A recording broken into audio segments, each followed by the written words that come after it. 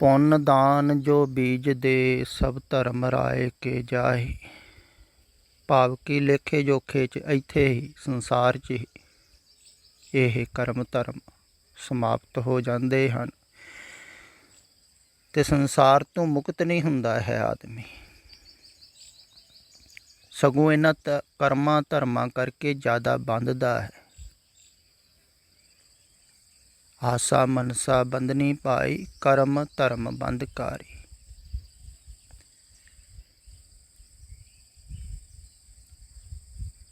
ਤੇ ਬਹੁਤ ਲੋਕ ਐਸੇ ਕਰਮ ਕਰ ਰਹੇ ਹਨ ਜਿਨ੍ਹਾਂ ਨੂੰ ਧਾਰਮਿਕ ਕਿਹਾ ਜਾਂਦਾ ਹੈ ਵੀ ਧਾਰਮਿਕ ਕਰਮ ਹੈ, ਵੀ ਭਲੇ ਦਾ ਕੰਮ ਹੈ। ਜਿਹੜਾ ਭਲੇ ਦਾ ਕੰਮ ਹੋਵੇ, ਮਨੁੱਖਤਾ ਦਾ ਭਲਾ ਕਰਨਾ ਹੈ, ਲੋਕਾਂ ਦਾ ਭਲਾ ਕਰਨਾ ਹੈ ਤੇ ਠੀਕ, ਪਰ ਇਹਨਾਂ ਕਰਮਾਂ ਦੇ ਵਿੱਚ ਜਿਹੜੇ ਲੱਗੇ ਹੋਏ ਹਨ ਉਹ ਮੁਕਤ ਨਹੀਂ ਹੁੰਦੇ ਹਨ। ਉਹ ਧਾਰਮਿਕ ਕਰਮਾਂ ਦੁਆਰਾ ਬੰਧਨ ਦੇ ਵਿੱਚ ਪੈਂਦੇ ਹਨ।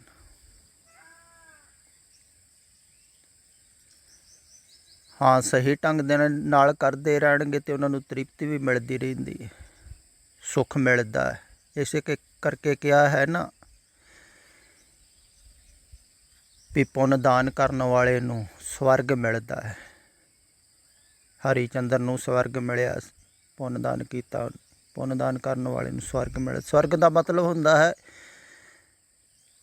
ਵੀ ਜੈਸਾ ਸੁੱਖ ਤੁਸੀਂ ਸੋਚਦੇ ਹੋ ਵੈਸਾ ਮਿਲ ਗਿਆ, ਅਤੇ ਜੈਸਾ ਬੰਦਾ ਸੋਚਦਾ ਹੈ ਸੁੱਖ, ਉਹ ਹੀ ਸੰਸਾਰ ਹੈ। ਅਤੇ ਸਵਰਗ ਦੇ ਵਿੱਚੋਂ ਵੀ ਫਿਰ ਵਾਪਸ ਆਉਣਾ ਪੈਂਦਾ ਹੈ, ਕਿਉਂਕਿ ਸੁੱਖ ਦੇ ਵਿੱਚ ਹੀ ਆਦਮੀ ਸਦਾ ਰਹਿ ਨਹੀਂ ਸਕਦਾ। ਸੁੱਖ ਹੀ ਸੁੱਖ ਹੋਵੇ ਸਦਾ ਮਨ ਊਬ ਜਾਂਦਾ ਹੈ। ਇਸੇ ਕਰਕੇ ਜਿਹੜੇ ਸਮਰਾਟ ਸਨ ਪੁਰਾਣੇ ਸਮਿਆਂ ਦੇ ਵਿੱਚ, ਸਾਰੇ ਸੁੱਖ ਸੁਵਿਧਾ ਸੀ, ਉਹਦੇ ਵਿੱਚ ਊਬ ਗਿਆ, ਸੁੱਖ 'ਚ ਵੀ ਊਬ ਜਾਂਦਾ। ਇਸੇ ਕਾਰਨ ਦੇ ਦੇਵਤੇ ਲੋਚਦੇ ਹਨ ਮਨੁੱਖਾਂ ਦੇ, ਇਸ ਦੇ ਹੀ ਕੋ ਸਿਮਰੈ ਦੇ, ਸੋ ਦੇ ਹੀ ਭਜ ਹਰਿ ਕੀ ਸੇ।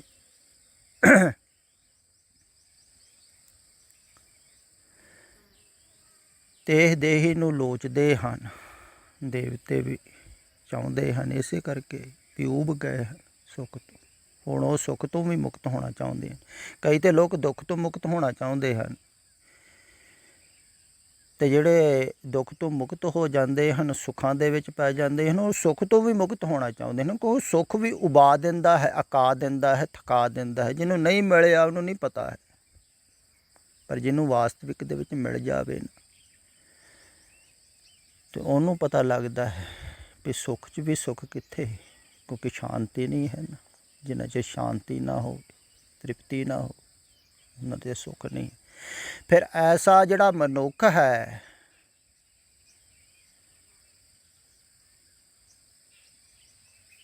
ਜਿਹਨੂੰ ਸਾਰੇ ਹੀ ਸੁੱਖ ਮਿਲ ਗਏ ਹਨ ਸੰਸਾਰ ਦੇ ਵਿੱਚ, ਤ੍ਰਿਪਤ ਹੋ ਗਿਆ ਹੈ, ਉਹ ਹੀ ਫਿਰ ਸੇਵਾ ਕਰਦਾ ਹੈ।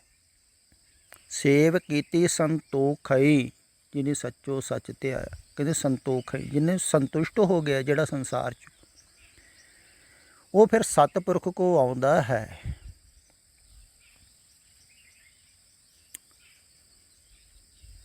ਉਹ ਹੀ ਸੇਵਾ ਕਰਦਾ ਹੈ, ਕਿਉਂਕਿ ਸੰਸਾਰ 'ਚੋਂ ਤ੍ਰਿਪਤ ਹੋ ਗਿਆ। ਸੰਸਾਰ 'ਚ ਕੁਛ ਚਾਹੀਦਾ ਨਹੀਂ, ਨਾ ਮਾਣ ਚਾਹੀਦੀ, ਨਾ ਵਡਿਆਈ ਚਾਹੀਦੀ, ਨਾ ਪ੍ਰਸ਼ੰਸਾ ਚਾਹੀਦੀ, ਨਾ ਹੋਰ ਕੋਈ ਸੰਸਾਰੀ ਵਸਤੂ ਚਾਹੀਦੀ। ਤ੍ਰਿਪਤ ਹੋ ਗਈ, ਸੰਤੁਸ਼ਟ ਹੋ ਗਈ, ਉਹ ਫਿਰ ਸਤਿਪੁਰਖਾਂ ਦੀ ਭਾਲ ਕਰਦਾ ਹੈ। ਫਿਰ ਉਹ ਸੇਵਾ ਕਰਦਾ ਹੈ। ਅਤੇ ਸਤਿਪੁਰਖਾਂ ਕੋਲ ਜਿਹੜੇ ਸੇਵਾ ਕਰਦੇ ਹਨ, ਜਿਹੜੇ ਕਰਮ ਕਰਦੇ ਹਨ, ਉਹਨਾਂ ਨੂੰ ਸਤਿਪੁਰਖ ਨਾਲ ਨਾਲ ਉਹਨਾਂ ਕਰਮਾਂ ਤੋਂ ਮੁਕਤ ਕਰਦੇ ਹਨ। ਸਤਿਗੁਰੂ ਕਹਿ ਲਓ, ਸੰਤ ਕਹਿ ਲਓ, मैं शब्द वरत लेना, हाँ लैदा लैदा, गल इक्को ही। जागृत पुरुष कह लो भी ਜਿਹੜਾ ਵੀ ਕੋਈ ਰਹਿੰਦਾ ਹੈ ਉਹਦੇ ਕੋਲ ਉਹ ਕਰਮ ਕਰਵਾਉਂਦੇ ਹਨ, ਉਹ ਕਰਮ ਕਰਦਾ ਹੈ ਉਹਨਾਂ ਦੀ ਖੁਸ਼ੀ ਵਾਸਤੇ, ਉਹਨਾਂ ਦੇ ਪ੍ਰੇਮ ਦੀ ਡੋਰ ਦੇ ਵਿੱਚ ਬੰਧਿਆ ਹੋਇਆ ਸੇਵਾ ਕਰਦਾ ਹੈ। ਕੋਈ ਹੱਥੀਂ ਸੇਵਾ ਕਰਦਾ ਹੈ, ਕੋਈ ਆਪਣੇ ਆਪਣੇ ਢੰਗ ਦੇ ਨਾਲ, ਪਰ ਉਹ ਉਹਨਾਂ ਕਰਮਾਂ 'ਚੋਂ ਉਹਨਾਂ ਨੂੰ ਨਾਲ ਨਾਲ ਮੁਕਤ ਕਰਦੇ ਰਹਿੰਦੇ ਹਨ। ਇਹੋ ਹੀ ਫਰਕ ਹੈ। ਆਪਣੇ ਆਪ ਕਰਮ ਕਰਨ ਦੁਆਰਾ ਆਦਮੀ ਬੰਧਦਾ ਹੈ, ਕਿਉਂਕਿ ਆਪਣੇ ਮਨ ਦੁਆਰਾ ਕਰਮ ਕਰ ਰਿਹਾ ਹੈ, ਮਨ ਇੱਛਤ ਕਰਮ ਕਰ ਰਿਹਾ ਹੈ। ਜੋ ਮਨ ਚਾਹੁੰਦਾ ਹੈ, ਅਗਰ ਤੁਸੀਂ ਵੈਸਾ ਹੀ ਕਰਮ ਕਰ ਰਹੇ ਹੋ, ਤੁਸੀਂ ਬੰਧ ਰਹੇ ਹੋ। ਹੁਣ ਕਿਸੇ ਦਾ ਮਨ ਚਾਹਿਆ ਵੀ ਇੱਥੇ ਮੈਂ ਕੋਈ ਹੌਸਪੀਟਲ ਖੋਲ੍ਹਾਂ ਜਾਂ ਹੋਰ ਕੋਈ ਸੇਵਾ ਦਾ ਕਰਮ ਕਰਾਂ, ਮਨ ਦੀ ਚਾਹਤ ਹੈ ਨਾ, ਉਹ ਕਰ ਰਿਹਾ ਹੈ ਅਤੇ ਉਹ ਬੰਧੇਗਾ ਹੀ। ਮਨ ਦੀ ਚਾਹਤ ਕਰਕੇ ਜੇ ਕੋਈ ਕਰਮ ਕਰ ਰਿਹਾ ਹੈ ਤਾਂ ਉਹ ਬੰਧਨ ਵਾਲਾ ਹੈ, ਕਿਉਂਕਿ ਮਨ ਦੀ ਚਾਹਤ ਪੂਰੀ ਹੁੰਦੀ, ਮਨ ਦੀ ਇੱਛਾ ਪੂਰੀ ਹੁੰਦੀ। ਅਤੇ ਜ਼ਿਆਦਾਤਰ ਲੋਕ ਇੱਦਾਂ ਹੀ ਕਰਮ ਕਰ ਰਹੇ। ਜਿਹਨੂੰ ਜਿਹੜਾ ਕਰਮ ਚੰਗਾ ਲੱਗਦਾ ਹੈ, ਕਿਸੇ ਨੂੰ ਸੇਵਾ ਕਿਸੇ ਢੰਗ ਦੀ ਚੰਗੀ ਲੱਗਦੀ ਹੈ, ਕਿਸੇ ਨੂੰ ਕਿਸੇ ਢੰਗ ਦੀ, ਅਤੇ ਉਹ ਕਰਦਾ ਹੈ।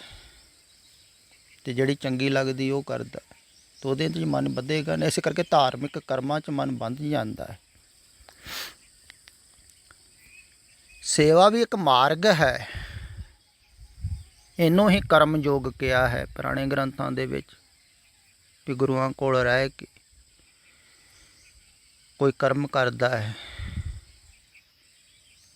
ਤਾਂ ਕਰਮ ਕਰਦੇ ਹੋਏ ਹੀ ਉਹਨਾਂ ਕੋਲ ਮੁਕਤ ਹੋ ਸਕਦਾ ਹੈ, ਹੋਰ ਕੋਈ ਸਾਧਨਾ ਕਰਨ ਦੀ ਲੋੜ ਨਹੀਂ। ਇਹਨੂੰ ਹੀ ਗੁਰੂਆਂ ਨੇ ਸੇਵਾ ਕਿਹਾ ਹੈ, ਵੀ ਸੇਵਾ ਕਰਦੇ ਹੋਏ ਉਹਨਾਂ ਕੋਲ ਰਹਿੰਦੇ ਹੋਏ ਅਤੇ ਮੁਕਤ ਹੋ ਜਾਂਦਾ ਹੈ। ਪਰ ਇਹ ਮਾਰਗ ਜਿਹੜਾ ਹੈ ਨਾ,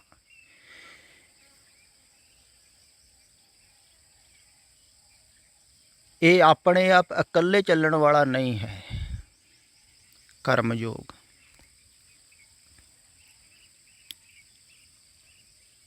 ਧਿਆਨ ਯੋਗ 'ਚ ਆਦਮੀ ਇਕੱਲਾ ਚੱਲ ਸਕਦਾ ਹੈ, ਦੂਸਰੇ ਦੀ ਲੋੜ ਨਹੀਂ ਹੈ, ਜਿਹਨੂੰ ਗਿਆਨ ਯੋਗ ਕਿਹਾ ਹੈ।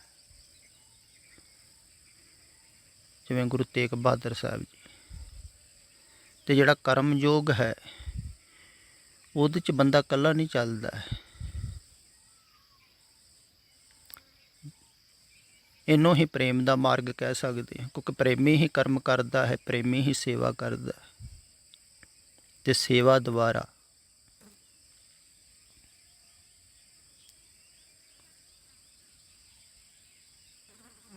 ਅਤੇ ਕਰਮਯੋਗ ਜਿਹੜਾ ਹੈ ਉਹ ਤਾਂ ਪ੍ਰੇਮ ਦੁਆਰਾ ਹੁੰਦਾ ਹੈ, ਭਾਵਨਾ ਦੁਆਰਾ ਹੁੰਦਾ, ਭਗਤੀ ਦਾ ਮਾਰਗ ਕਹਿ ਸਕਦੇ। ਭਗਤ ਹੀ ਜਦੋਂ ਕੋਈ ਕਰਮ ਕਰਦਾ ਹੈ ਉਹਦੇ ਨਾਲ ਬੰਧਦਾ ਨਹੀਂ।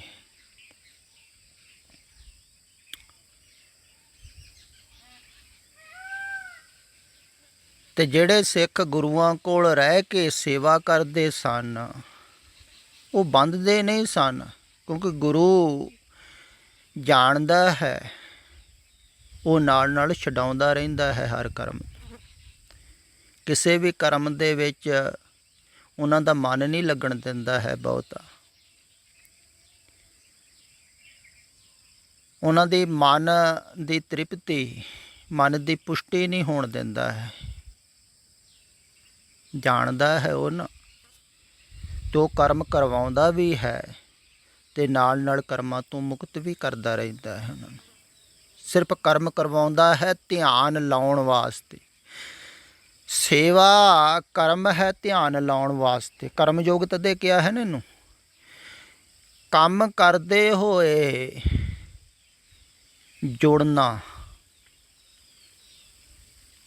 ਹਾਥ ਪਾਮ ਕਰ ਕਾਮ ਸਭ ਚਿੱਤ ਨਰੰਜਨ ਨਾਲ, ਇਹ ਕਰਮ ਯੋਗ ਹੈ। ਵੀ ਭਾਵ ਇਹ ਹੈ ਵੀ ਕੋਈ ਕਰਮ ਜਦੋਂ ਤੁਸੀਂ ਕਰ ਰਹੇ ਹੋ ਉਹਦੇ ਵਿੱਚ ਪੂਰਾ ਪੂਰਾ ਧਿਆਨ ਲੱਗ ਜਾਣਾ, ਅਗਰ ਧਿਆਨ ਪੂਰਵਕ ਤੁਸੀਂ ਕਰਮ ਕਰ ਰਹੇ ਹੋ ਤਾਂ ਧਿਆਨ ਤੁਹਾਡਾ ਥਿਰ ਹੋਵੇਗਾ, ਟਿਕੇਗਾ। ਫਿਰ ਇਹ ਕਰਮ ਅਗਰ ਤੁਸੀਂ ਜਾਗਰਤ ਪੁਰਸ਼ ਕੋ ਕਰ ਰਹੇ ਹੋ ਤੇ ਉਹ ਇਸ ਕਰਮ ਦੇ ਵਿੱਚ ਤੁਹਾਡਾ ਮਨ ਫਸਾਵੇਗਾ ਨਹੀਂ।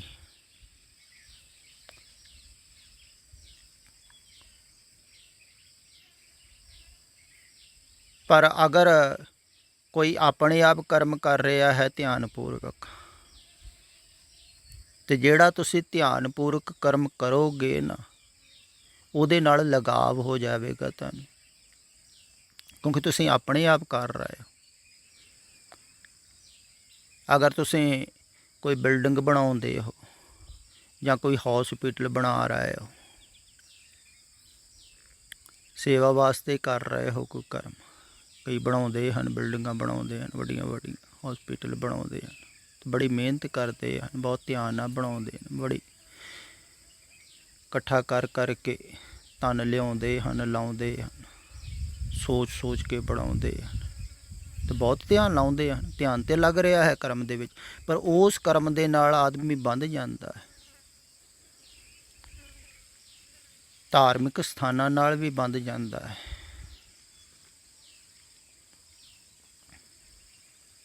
ਅਤੇ ਅਕਸਰ ਜ਼ਿਆਦਾਤਰ ਸੇਵਾ ਕਰਨ ਵਾਲੇ ਜਿੱਥੇ ਕਰ ਰਹੇ ਹਨ, ਅਤੇ ਅਗਰ ਉਹ ਧਿਆਨਪੂਰਵਕ ਕਰਨਗੇ ਸੋ ਜ਼ਿਆਦਾ ਬੰਧਨ ਹੋ ਜਾਵੇਗਾ। ਫਿਰ ਦੂਸਰੇ ਪਾਸੇ ਛਡਾਉਣ ਵਾਲਾ ਕੋਈ ਨਹੀਂ, ਅਤੇ ਜਿੱਥੇ ਕੋਈ ਛਡਾਉਣ ਵਾਲਾ ਹੈ ਉਹ ਜਾਣਦਾ ਹੈ, ਉਹ ਕਰਮ ਕਰਵਾ ਵੀ ਲਵੇਗਾ, ਧਿਆਨ ਵੀ ਲਵਾ ਲਵੇਗਾ, ਤਾਂ ਉਸ ਕਰਮ ਤੋਂ ਮੁਕਤ ਵੀ ਕਰਦਾ ਰਹੇਗਾ, ਕਿਉਂਕਿ ਧਿਆਨ ਲਵਾਉਣਾ ਹੀ ਕਰਮ ਕਰਾਉਣਾ ਹੈ। ਭਾਵ ਕਿ ਕਰਮ ਦਾ ਉਪਯੋਗ, ਸੇਵਾ ਦਾ ਉਪਯੋਗ ਧਿਆਨ ਵਾਸਤੇ ਕਰਵਾਉਂਦਾ ਹੈ ਜਾਗਰਤ ਪੁਰਸ਼। ਉਹਨੂੰ ਹੋਰ ਕੋਈ ਗੱਲ ਨਹੀਂ ਹੈ, ਉਹਨੂੰ ਲੋੜ ਨਹੀਂ ਹੈ ਕਿਸੇ ਸੇਵਾਦਾਰ ਦੀ ਸੇਵਾ ਦੀ। ਕੀ ਲੋੜ ਹੈ? 2 ਰੋਟੀਆਂ ਖਾਣੀਆਂ, ਉਹ ਮੰਗ ਕੇ ਲਿਆਣ ਕੇ ਵੀ ਖਾ ਸਕਦਾ ਹੈ। ਸੇਵਾ ਦੀ ਉਹਨੂੰ ਲੋੜ ਨਹੀਂ ਹੈ, ਖਿਆਲ ਵਿੱਚ ਰੱਖੋ, ਉਹਨੂੰ ਕਿਸੇ ਚੀਜ਼ ਦੀ ਲੋੜ ਨਹੀਂ ਹੈ। ਪਰ ਜਿਹੜੇ ਉਹਨਾਂ ਕੋਲ ਮੁਕਤ ਹੋਣ ਵਾਸਤੇ ਆਏ ਹੋਏ ਹਨ ਜਾਂ ਮੁਕਤ ਹੋਣਾ ਚਾਹੁੰਦੇ ਹਨ, ਤਾਂ ਉਹਨਾਂ ਨੂੰ ਮੁਕਤ ਕਰਨ ਵਾਸਤੇ ਇਹ ਸਾਧਨਾ ਦਿੰਦਾ ਹੈ ਸੇਵਾ, ਅਤੇ ਬਹੁਤ ਸੁਖਾਲੀ ਸਾਧਨਾ ਹੈ, ਬਹੁਤ ਹੀ ਸੁਖਾਲੀ ਸਾਧਨਾ ਹੈ, ਕੋਈ ਕਠਿਨ ਨਹੀਂ ਹੈ। ਫਿਰ ਜਾਗਰਤ ਪੁਰਸ਼ ਕੋ ਕੋਈ ਕਰ ਰਿਹਾ ਹੈ, ਅਤੇ ਫਿਰ ਹੌਲੀ ਹੌਲੀ ਹੌਲੀ ਹੌਲੀ ਉਹ ਕਰਵਾਉਂਦਾ ਹੈ, ਆਸਤੇ ਆਸਤੇ ਕਰਵਾਉਂਦਾ ਹੈ, ਸਹਿਜੇ ਸਹਿਜੇ ਤੋਰਦਾ ਹੈ ਕਿ ਕਦਮ ਹੌਲੀ ਹੌਲੀ। ਉਹਨੂੰ ਪਤਾ ਹੈ ਵੀ ਹੌਲੀ ਹੌਲੀ ਬਾਹਰੋਂ ਛੁਟਕਾਰਾ ਹੋਵੇਗਾ, ਇੱਕ ਕਦਮ ਤੁਸੀਂ ਬਾਹਰੋਂ ਅੰਦਰ ਨੂੰ ਆਓਗੇ, ਅਤੇ ਹੌਲੀ ਹੌਲੀ ਉਹ ਧਿਆਨ ਲਵਾਉਂਦਾ ਹੈ, ਆਸਤੇ ਆਸਤੇ ਤੋਰਦਾ ਹੈ। ਜਿਵੇਂ ਮਾਂ ਬੱਚੇ ਨੂੰ ਤੋਰਦੀ ਹੈ ਨਾ, ਆਸਤੇ ਆਸਤੇ ਡਿੱਗਦਾ ਹੈ, ਫਿਰ ਖੜ੍ਹਾ ਕਰ ਦਿੰਦੀ, ਫਿਰ ਡਿੱਗਦਾ ਹੈ, ਫਿਰ ਖੜ੍ਹਾ ਕਰ ਦਿੰਦੀ। ਇਵੇਂ ਜਾਗਰਤ ਪੁਰਸ਼ ਕਰਦੇ ਹੈ, ਹੌਲੀ ਹੌਲੀ ਕਰਮਾਂ ਦੇ ਵਿੱਚ ਲਾਉਂਦੇ ਹਨ, ਸੇਵਾ ਦੇ ਵਿੱਚ ਲਾਉਂਦੇ ਹਨ, ਧਿਆਨ ਲਵਾਉਂਦੇ ਹਨ, ਉਹਨਾਂ ਨੂੰ ਸਮਝਾਉਂਦੇ ਹਨ। ਉਹਨਾਂ ਦੇ ਕੋਲ ਹਰ ਵਕਤ ਉਹਨਾਂ ਨੂੰ ਵੀ ਖਿਆਲ ਬਣਿਆ ਰਹਿੰਦਾ ਹੈ, ਇੱਕ ਕਿਸਮ ਦਾ ਨਿਰਮਲ ਭਾਵ ਕਹਿ ਲਈ। ਅਤੇ ਆਸਤੇ ਆਸਤੇ ਉਸ ਭਾਵ ਵਿੱਚ, ਉਸ ਪ੍ਰੇਮ ਵਿੱਚ, ਉਸ ਸ਼ਰਧਾ ਦੇ ਵਿੱਚ ਉਹ ਕਰਮ ਕਰਦਾ ਹੈ, ਉਹ ਸੇਵਾ ਕਰਦਾ ਹੈ, ਉਹ ਪੁੰਨਦਾਨ ਕਰਦਾ ਹੈ। ਅਤੇ ਉਹ ਪੁੰਨਦਾਨ ਜਿਹੜਾ ਹੈ ਨਾ, ਉਹ ਮੁਕਤ ਕਰਦਾ ਹੈ ਗੁਰੂ ਨੂੰ ਕੀਤਾ ਹੋਇਆ। ਅਤੇ ਪਹਿਲਾਂ ਆਸਤੇ ਆਸਤੇ ਬਾਹਰੋਂ ਕਰਦਾ ਹੈ, ਕਿਉਂਕਿ ਬਾਹਰੋਂ ਹੀ ਸ਼ੁਰੂ ਹੋਵੇਗਾ ਨਾ, ਬਾਹਰੋਂ ਹੀ ਅੰਦਰ ਨੂੰ ਆਉਣਾ ਹੈ। ਪਹਿਲਾਂ ਬਾਹਰਲਾ ਕਰਦਾ ਹੈ, ਫਿਰ ਧੀਰੇ ਧੀਰੇ ਭੇਟਾ ਕਰਦਾ ਹੈ, ਫਿਰ ਸਰੀਰ ਭੇਟ ਕਰ ਦਿੰਦਾ ਹੈ। ਜਿਹੜਾ ਸਰੀਰ ਭੇਟ ਕਰ ਦਿੰਦਾ ਉਹਦਾ ਭਾਵ ਹੁੰਦਾ ਵੀ ਮੈਂ ਹੁਣ ਸਾਰੀ ਜ਼ਿੰਦਗੀ ਸੇਵਾ ਕਰੂੰਗਾ ਤੁਹਾਡੀ। ਸਰੀਰ ਭੇਟ ਕਰ ਦਿੱਤਾ, ਹੁਣ ਮੇਰਾ ਸਰੀਰ ਤੁਹਾਡਾ ਹੋ ਗਿਆ, ਜਿੱਥੇ ਮਰਜ਼ੀ ਲਾ ਦਿਓ, ਹੁਣ ਇਹ ਸਰੀਰ ਕੋ ਤੁਸੀਂ ਕੰਮ ਲਓ, ਇਹ ਤੁਹਾਡੇ ਜੋਗਾ ਹੋ ਗਿਆ। ਅਤੇ ਜਿਹੜਾ ਗੁਰੂ ਜੋਗਾ ਹੋ ਜਾਂਦਾ ਹੈ ਉਹ ਹੀ ਪਰਮਾਤਮਾ ਜੋਗਾ ਹੋ ਜਾਂਦਾ ਹੈ, ਕਿਉਂਕਿ ਗੁਰੂ ਪਰਮਾਤਮਾ ਜੋਗਾ ਹੋ ਗਿਆ ਹੈ ਪਹਿਲਾਂ ਹੀ। ਤੋ ਸਿੱਧਾ ਹੀ ਪਰਮਾਤਮਾ ਨਾਲ ਜੁੜ ਜਾਂਦਾ, ਕਨੈਕਸ਼ਨ ਹੋ ਜਾਂਦਾ ਗੁਰੂ ਦੁਆਰਾ। ਪਰਮਾਤਮਾ ਦੇ ਨਾਲ ਕਨੈਕਸ਼ਨ ਇਉਂ ਹੁੰਦਾ ਹੈ, ਇਉਂ ਸਮਰਪਣ ਹੁੰਦਾ ਹੈ, ਬਾਹਰੋਂ ਹੀ ਹੋਣਾ ਹੈ ਨਾ। ਅਤੇ ਇਹ ਹੈ ਵਾਸਤਵਿਕ ਦੇ ਵਿੱਚ ਭੇਟਾ। ਅਤੇ ਜਿਹੜੇ ਭੇਟ ਕਰਦੇ ਹਨ, ਸਮਰਪਿਤ ਕਰਦੇ ਹਨ ਆਪਣੇ ਆਪ, ਤਨ ਮਨ ਧਨ ਸਭ ਸੌਂਪ ਗੁਰ ਕੋ, ਜੋ ਸੌਂਪ ਦਿੰਦੇ ਹਨ ਫਿਰ ਹੁਕਮ ਮੰਨੇ ਭਾਈ। ਉਹਨਾਂ ਦਾ ਪੂਰਾ ਹੁਕਮ ਮੰਨ ਹੀ ਲਿਆ, ਜਦੋਂ ਸੌਂਪ ਹੀ ਦਿੱਤਾ ਤਾਂ ਫਿਰ ਮੰਨ ਹੀ ਲਿਆ ਨਾ। ਫਿਰ ਬਾਕੀ ਰਹਿ ਕੇ ਗਿਆ ਤਾਂ ਉਹਨਾਂ ਨੂੰ ਉਹ ਮਿਲ ਪਿਆ ਜਿਹਦੀ ਖੋਜ ਕਰਦੇ ਸਨ।